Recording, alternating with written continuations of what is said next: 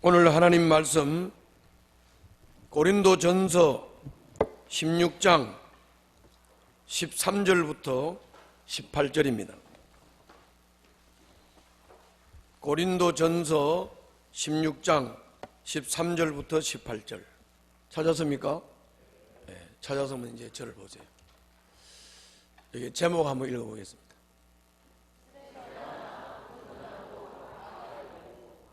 혀가 잘 안 돌아가지요. 저게 사람 이름이에요. 영숙이, 영철이, 영복이 사람 이름이에요.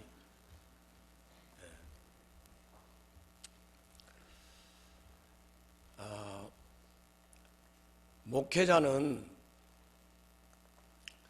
자기가 잘 먹고 잘 살라고 목사가 되는 게 아니에요. 그래서 목사는 돈 벌고 자기가 부자 되고 잘 살라고 이게 가지는 직업이 아니라고. 그래서 이제 목사를 사역자 또는 이제 사명자 그렇게 말을 하죠. 목회자의 삶이라고 하는 것은 자기 삶을 주님께 드려서 다른 사람에게 복음을 깨우쳐 구원의 길로 인도하는 그야말로 사명을 따라서 사는 사람들. 이것이 이제 주님을 따르는 길이죠. 주님을 따르는 길. 주님을 따르는 길에 대해서 요즘 여러분들이 다 누가복음을 묵상하고 있죠. 누가복음을 묵상하고 있는데 그 묵상한 내용 중에 보면 우리가 며칠 전에 누가복음 14장 25절부터 35절을 묵상을 했어요. 거기에 내용에 보면 너희들이 나를 따르려고 하면 자기를 부인하고 자기 십자가를 지고 나를 따르라 그렇게 말씀했어요. 주님을 따라가면 돈을 번다든지 주님을 따라가면 복을 받는다든지 주님을 따라가면 권세를 얻는 줄 알고 따라가는 사람들 충격이죠. 너희들 날 따라오려면 자기 십자가를 지고 자기를 부인하고 나를 따라오라. 그 뒤에 이어서 이렇게 말씀했어요. 너희들이 망대를 지을 때 계산도 안 해보고 지으면 안 된다. 망대를 짓다가 기초만 해놓고 돈이 없어서 공사를 계속하지 못하고 중단을 한다면 비웃음을 당하지 않겠느냐. 너희들이 주님을 따르는 것도 마찬가지다. 계산도 안 해보고 덤벙 주님을 따랐다가 중간에 아니 나 못 따라가겠네 하고 그만둔다면 그게 망대 짓다가 그만둔 사람하고 똑같아서 비웃음이 되지 않겠느냐. 또 전쟁을 비유로 하면서 너희들이 1만 군대를 가지고 2만 군대와 전쟁을 한다고 할 때 군사력, 전력도 비교를 안 해보고 계산을 안 해보고 1만 군대를 가지고 2만 군대를 대적해서 싸우겠느냐. 군사력을 잘 비교를 해보고 이 싸움이 게임이 안 될 것 같고 이 싸움을 해봐야 질 것 같으면 화친을 해야 맞는 거 아니냐. 맞다. 너희들이 나를 따라오는 것도 그냥 계산도 안 해보고 생각도 안 해보고 덤벙 따라와서 되겠느냐. 그러면 전쟁에서 실패하지 않겠느냐. 그러므로 너희들이 자기를 부인하고 자기 십자가를 지고 나를 따라오라고 할 때 내가 이 길을 따라갈 수 있는 건가? 따라간다면 어떻겠는가? 당연히 희생을 해야 되고 당연히 손해를 봐야 되고 당연히 세상의 명예와 권세와 부귀는 없는 거죠. 그 길을 따라가겠다고 결심한 사람이 복음 전하는 사람이에요. 그걸 결심하고 따라가는 사람이 복음 전하는 사람. 어떻게 보면 복음 전하는 사람만큼 춥고 배고픈 사람은 없습니다. 그렇죠? 죽고 배고픈 사람이 없어요. 나를 화려하게 봤다면 오산입니다. 나도 옛날에 집사 때 우리 표창배 목사님이 강단에서 설교를 할 때 그게 그렇게 부럽더라고. 굉장히 권력같이 보이고 권세같이 보이고 그 양반 대머리 홀랑 가져가지고 여가 반질반질한데 부티도 나고 그 다 조명빨이에요. 그래서 나도 목사 돼야지 했는데 참 내가 그때 계산 잘해보고 그래. 그런데 이제 이 춥고 배고픈 사역자들, 사명자들, 여기에 참 뼈아픈 얘기들이 있어요. 그게 뭐냐면은 집사님들 아니면 우리 성도들이 사업 잘하고 장사 잘하고 돈 잘 버는 분들이 이제 목사님들 수고하신다고 우리 영업소에 오시면 50% 할인해 줍니다. 우리 영업소에 영업하는데 오시면 목사님들은 무료입니다. 좋지.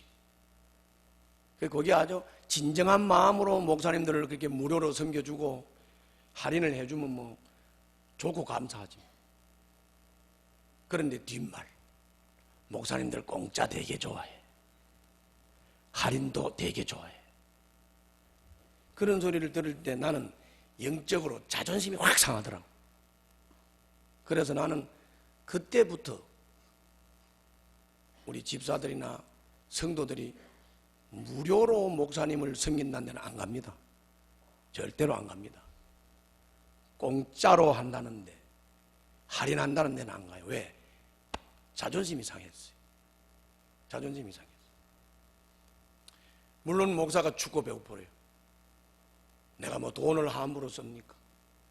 남들 다 가는 호텔에 갑니까? 예?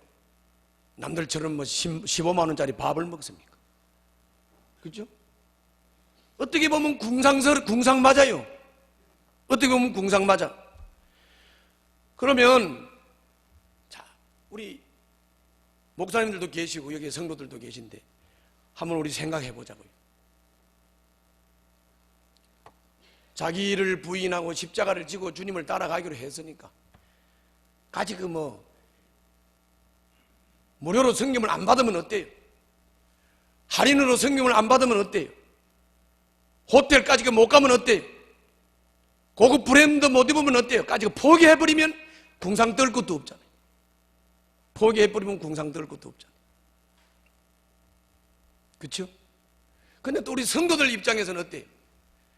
이왕에 섬길 바에야 공짜 되게 좋아한다는 둥, 할인 되게 좋아한다는 둥 그런 말을 하면서 섬기는 것보다야 그냥 진정으로 섬기면 얼마나 좋겠어요.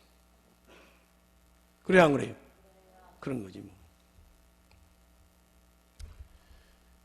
이렇게 자기를 부인하고 자기 십자가를 지고 어떻든지 한 사람이라도 구원시켜서 성공시키기 위해서 주님을 따라가는 사람들, 이런 사람들에게 못내 감사하고 고맙게 기억되는 사람들이 있습니다. 누굴까요? 오늘 스데바나나 보도나도나 아가이고 같은 사람입니다.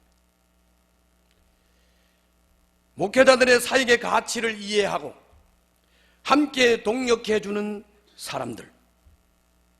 그래서 바울은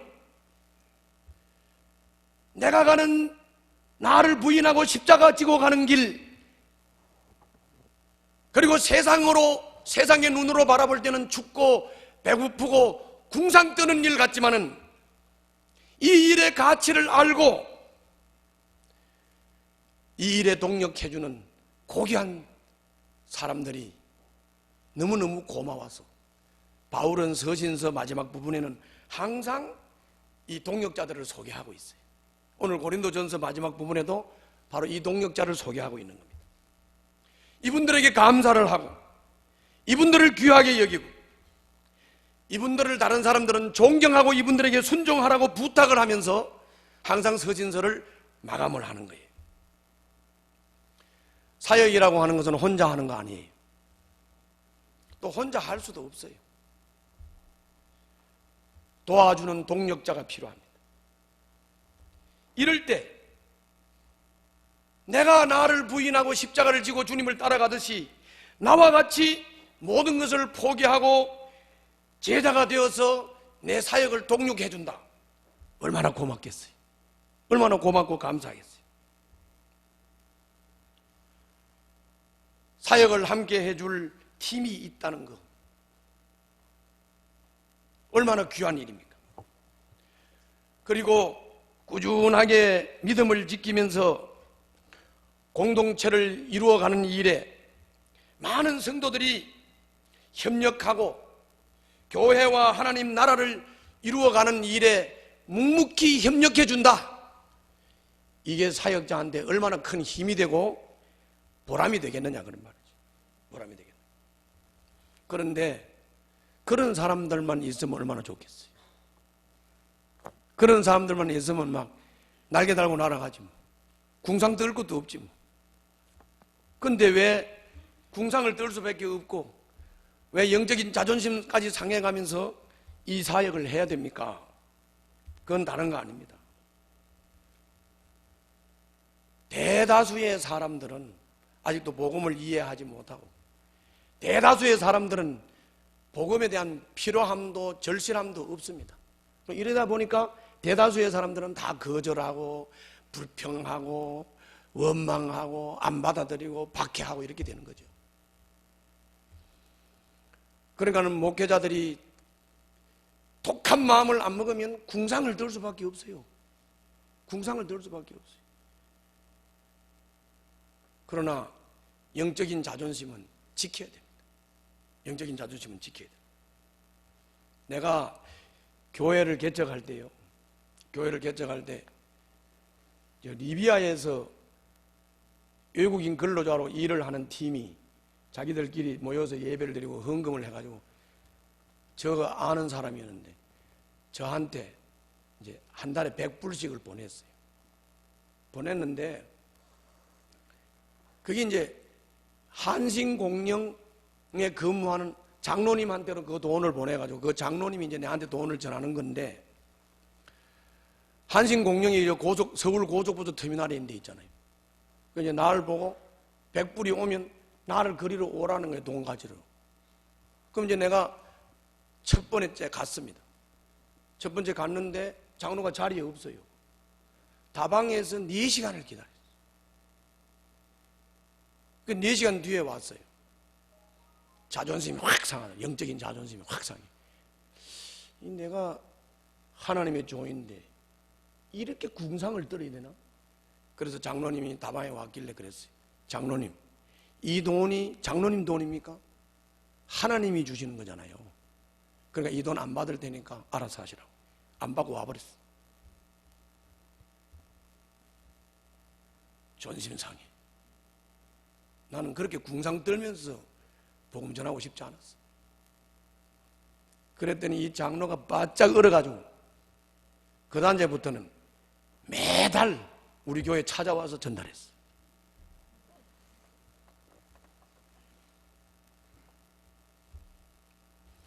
자기를 부인하고 자기 십자가를 지고 계산해보니 손해보는 게 분명하고 계산해보니 희생의 삶이 분명한데 오직 사람을 옳은 길로 인도하고 구원의 길로 인도하고 사람을 성공시키기 위한 이 길이 같이 있기 때문에 희생을 각오하고 헌신을 각오하고 가는 이 길을 가는 사람에게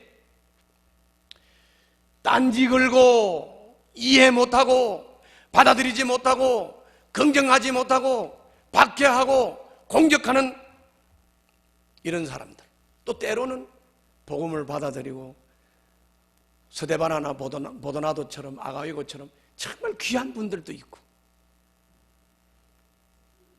이럴 때 목사가 성도들한테 뭐라고 말해야 될 것 같습니까? 가만히 있지 말고 말해봐요. 이럴 때 목사가 성도들한테 뭐라고 말해야 될 것 같아요? 오늘 본문에 있습니다. 자, 13절 14절 읽겠습니다. 13절 14절 다 같이 시작.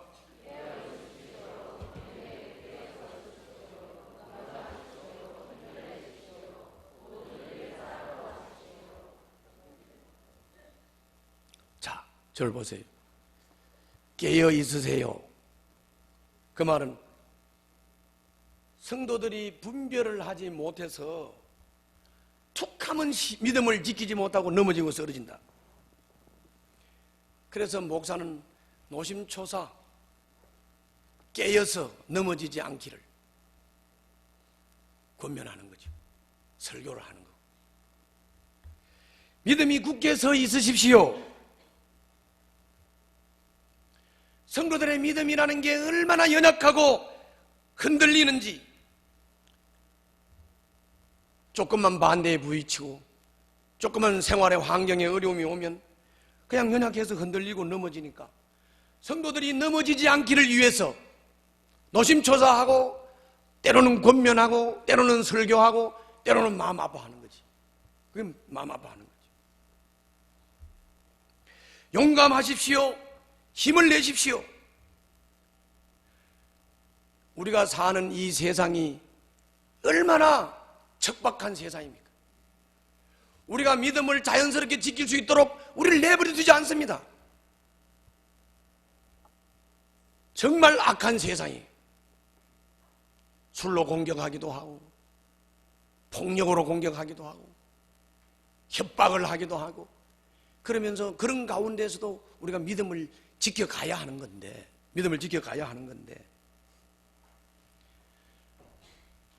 이런 상황 속에서 우리가 믿음을 지키지 못하고 연약한 성도들이 좌절하기도 하고 주저앉기도 하는데, 이런 성도들에게 힘을 주고 이런 성도들에게 용기를 줄 수 있는,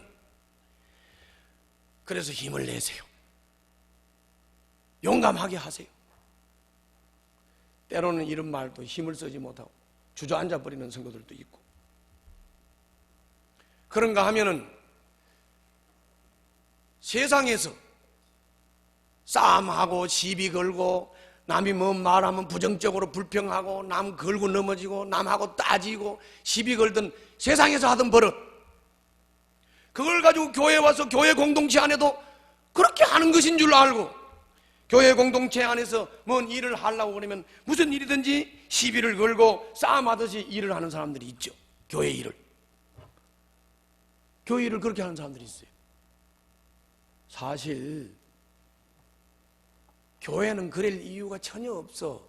하나님 일이잖아.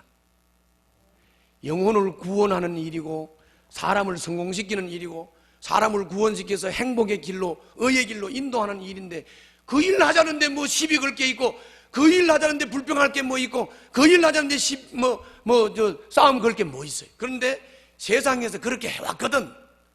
세상에서 돈 벌면서 세상에서 사업하면서 그 일을 해왔기 때문에 교회도 그렇다고 생각을 하고 교회 와가지고 그렇게 자꾸 일을 처리하는 사람들, 그래야 할 이유가 전혀 없는 거예요. 그러면 이런 것 때문에 성도들이 상처를 받아서 넘어지고, 나는 쟤 때문에 교회 안 나가, 나는 저런 사람들 때문에 교회 싫어, 이렇게 상처받는 사람들이 얼마나 많습니까? 얼마나 많습니까? 그래서 이런 사람들을 보고 사랑으로 하자, 그러지 말고 사랑으로 하자, 이게 목사님이 성도들에게 하고 싶은 얘기예요. 하고 싶은 얘기. 따라서 한번 해볼래요? 깨어 있으시오. 믿음이 굳게 서 있으십시오. 용감하십시오. 힘을 내십시오. 모든 일을 사랑으로 하십시오. 여러분들이 살고 있는 이 세상은 그렇게 호락호락한 것이 아닙니다. 믿음 지키는 거 쉽지 않아요. 쉽지 않다고. 정말로 목회자들이 목회하는 목회 상황 자체가 척박한 상황이에요. 여러분들이 사는 세상 자체가 황량한 광야 같은 세상인데, 그런데도 거기에 고고히 피어오르는 백합화 같은 분들이 있습니다. 서데바나와 보드나도와 아가이고 같은 사람입니다. 바울은 이런 사람을 못내 잊을 수 없었어요. 바울은 이런 사람들이 너무 감사했어요. 바울은 이런 사람들을 정말로 아끼고 귀하게 여겼습니다.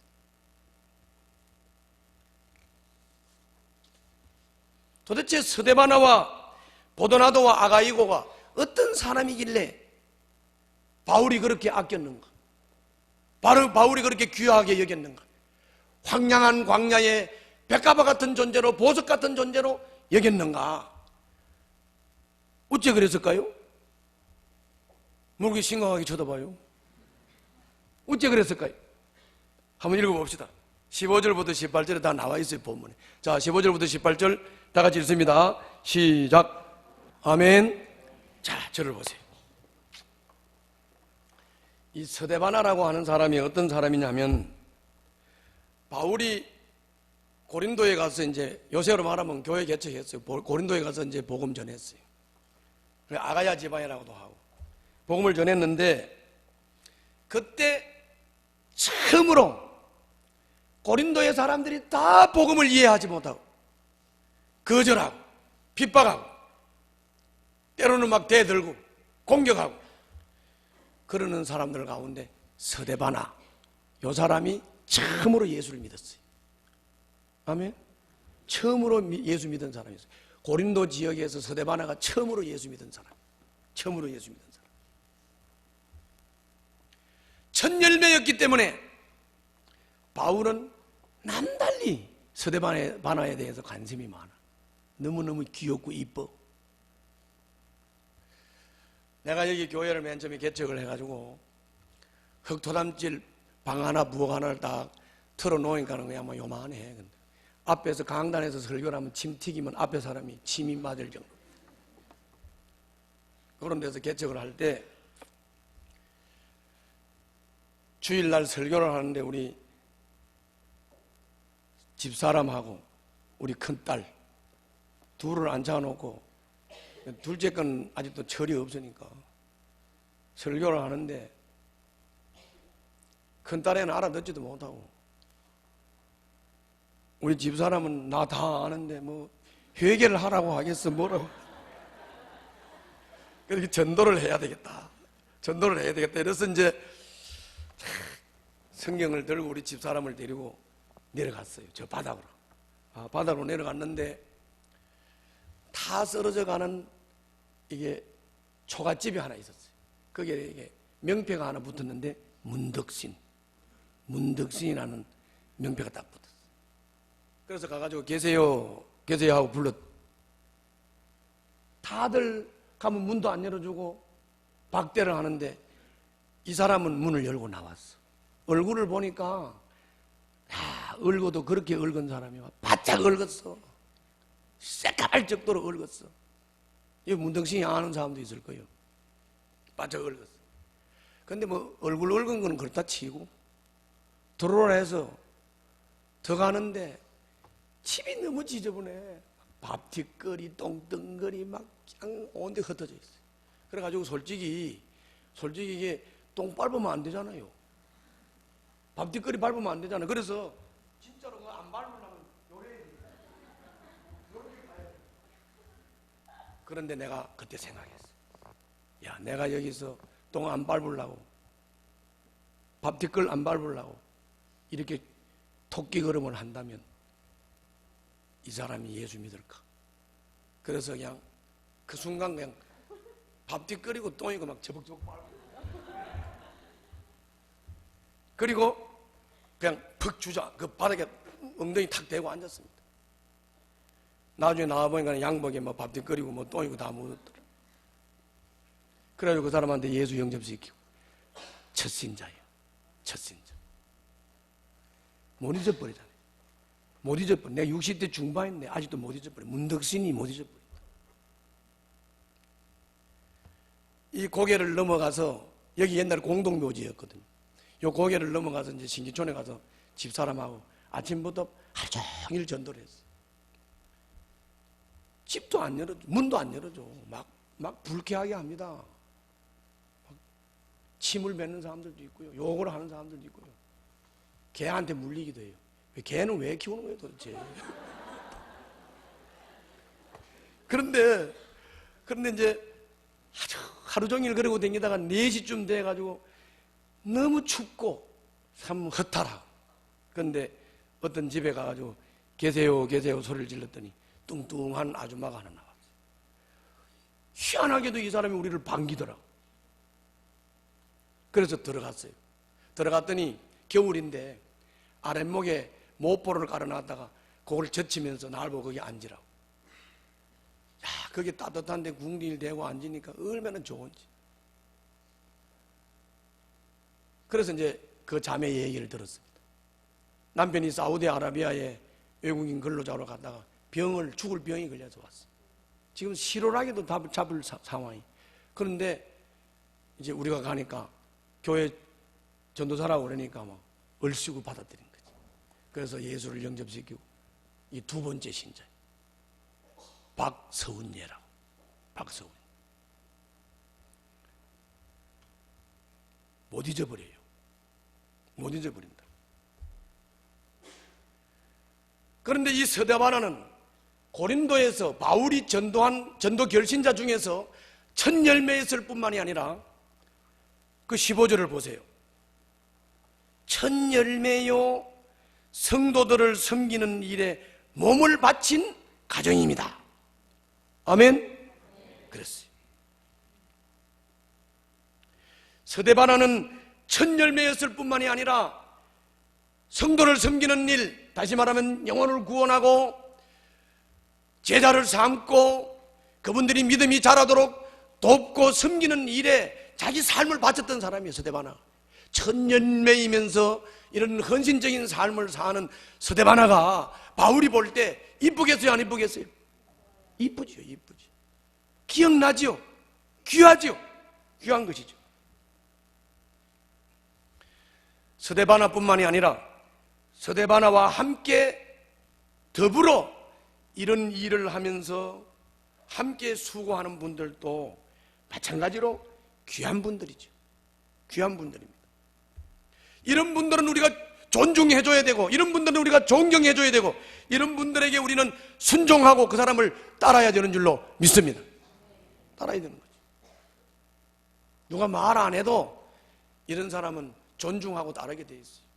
존중하고 따르게 돼 있다. 내가 이제 예비 목자가 세워지게 되면 이 예비 목자를 임명하기 전에 저하고 밥을 같이 먹는다고. 이제 분가하는 대행 목자를 데리고 식사를 했어. 식사를 하는데 식사하는 시간은 얼마나 걸려요? 대충 한 1시간 정도 걸리지. 밥을 먹는데 이 양반이 말하는 대화 중에 내 얘기는 딱 한 번 하더라고. 그런데 자기가 속해 있던 목장의 목자 목녀 얘기를 5번을 무려 하더라고. 내가 기분이 상해야 되겠어요? 안 상해야 되겠어요? 안 상해. 이뻐. 왜? 그 사람이 자꾸 입에 올리는 그 목자의 섬김이 얼마나 좋았으면 그게 와서 밥 먹으면서 자기 목자 얘기를 그렇게 하겠어. 아멘? 존경하는 거지. 존경하고 순종하고 따라가는 거지.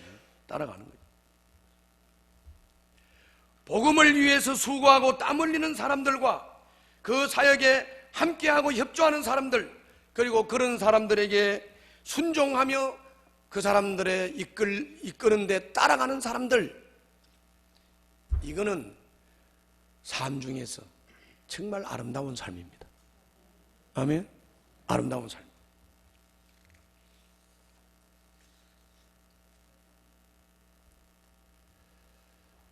스데바나와 보드나도와 아가이고는 바울이 에베소에서 사역이 있기 때문에 고린도에 가고 싶은데 못 갔어요. 그렇지만은 못 갔지만은 고린도 교인들에 대해서 너무 궁금했어요. 고린도 교인들이 지금 신앙생활을 잘하나, 요즘 삶은 어떤가, 너무너무 고린도 교인들이 궁금했어. 잘하는지 못하는지 궁금했어. 그래서 궁금해하는 이 바울에게 스데바나와 보도나도와 아가이고는 바울에게 갔습니다. 여러분들 거기 17절에 보면 나오죠? 갔어요, 안 갔어요? 갔다고요. 그 바울에게 가가지고 고린도 교인들에 대해서 너무 궁금하고 아쉬워하는 것에 대해서 이 보드나도와 스데바나와 아가이오는 바울에게 가가지고 그 고린도 교인들의 근황을 다 설명을 해서 바울이 궁금해하는 거 다 풀어줬습니다. 고린도 교인들의 소식을 다 전해줬습니다. 이것을 바울은 뭐라고 말하느냐? 내 마음에 생기를 불어넣었다. 아멘. 이것이 성도들에게 생기를, 마음에 생기를 불어넣었다고 말씀합니다. 한번 여러분 읽어볼까요? 17절 18절 다 같이 한번 읽습니다. 시작. 아멘. 저를 보세요. 여러분들, 제가 뭐가 제일 궁금할 것 같습니까? 뭐가 제일 궁금할 것 같아요? 돈 버는 방법? 쾌락 즐기는 방법? 뭐가 제일 궁금할 것 같아요, 제가? 성도들의 소식이. 뭐라고? 이 사람이 요즘 사업은 제대로 하나? 돈은 제대로 버나? 몸은 안 아프나? 제가 궁금한 거라고요. 제가 궁금한 거. 그러면 이 궁금해하는 목사님에게 목자 일지라도 써서 목원들의 소식을, 근황을 좀 알려줘야 되지 않습니까? 6개월, 1년이 가도 일지를 안 쓰는 사람들 무슨 신보야? 무슨 신보냐고.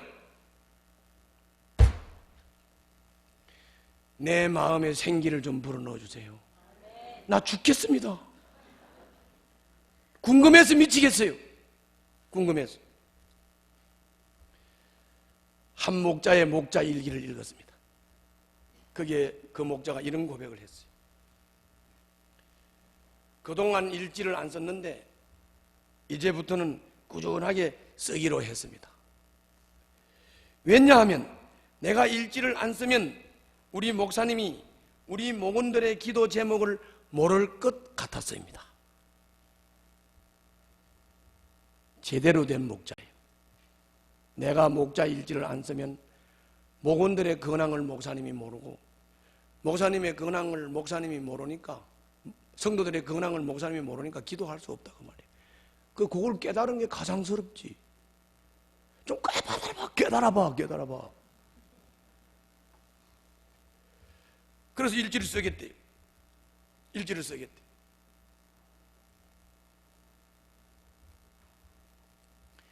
일지를 쓸 때는 뭉뚱거려가지고 어떻게 대충 이렇게 쓰지 마세요. 진짜 영혼을 사랑합니까? 영혼을 사랑하면 한 영혼에 대해서 이 사람은 요즘 영적 상태가 어떻고, 요즘은 이 사람의 상처가 뭐고, 이걸 써야지. 그래야 내가 기도하지. 내가 그 맨날 놓고 기도하는 건데. 우리 교회 가정교회 14년이 지나다 보니까 나홀로 목자가 꽤 몇 대입니다. 이 나홀로 목자가 꽤 몇이 되는데, 참 얼마나 괴롭겠어. 나홀로 목자가 괴로울 거야. 내가 그래서 그 사람들이 괴로울 줄 알고 내가 아무 말도 안 하잖아. 위로해 주느라고. 나홀로. 그런데 그 나홀로 목자도 두 종류야. 아예 내몰라라고 일지도 안 쓰고 날 잡아 잡수하는 나홀로도 있고, 그리고 매주마다 혼자지만은 매주마다 일지를 쓰는 나홀로도 있어요. 매주마다 일지를 쓰는 나홀로가 있어. 내가 나홀로라 그러니까 정신을 팔고 앉아있다가 나홀로가 누구야? 그런 나홀로가 있는데, 자, 이 양반은 매주 일지를 씁니다. 나는 내 아내와 뭘 했습니다. 나는 내 딸과 아들과 뭘 했습니다. 다들 써 올려. 그나마도 그것도 괜찮아. 그래도 지 상황이라도 보호를 해주니까. 응?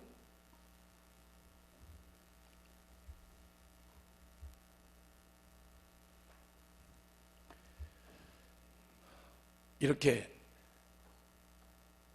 성도들의 근황에 대해서 목사님이 참 궁금해 한다는 걸 알고, 목사님에게 목원들의 근황을 알리면서 기도를 부탁하고, 그리고 목사님의 기도하는 것이 그렇게 중요한 것을 알고 목사님에게 기도 부탁을 하고 이런 그 사람들, 그게 진짜 아름다운 믿음입니다. 그게 아름다운 믿음입니다. 이런 사람들을 목사가 사랑할 수밖에 없지, 아낄 수밖에 없고 귀하게 여길 수밖에 없죠. 결론 지우겠습니다. 분별하지 못하고 연약해서 흔들리는 분들, 좌절해서 주저앉는 분들, 이런 분들이 꾸준히 믿음을 지키면서 묵묵히 목사님을 협력하는 것은 목사님에게 기쁨이 되는 겁니다. 매사를 시비 걸듯이 따지고 싸움을 하듯이 하는 사람들이 이제 와서 보니까 세상에 하선 버릇이야. 교회에서는 이런 거 하면 안 되겠다 깨달은 사람이, 시비를 걸고 사사건건 따지던 사람이 사랑으로 하라는 가르침을 따라서 교회 안에서 묵묵히 목사님을 응원해주며 목사님의 협력자가 된다고 하면 이 사람은 목사님에게 큰 힘이 되는 사람입니다.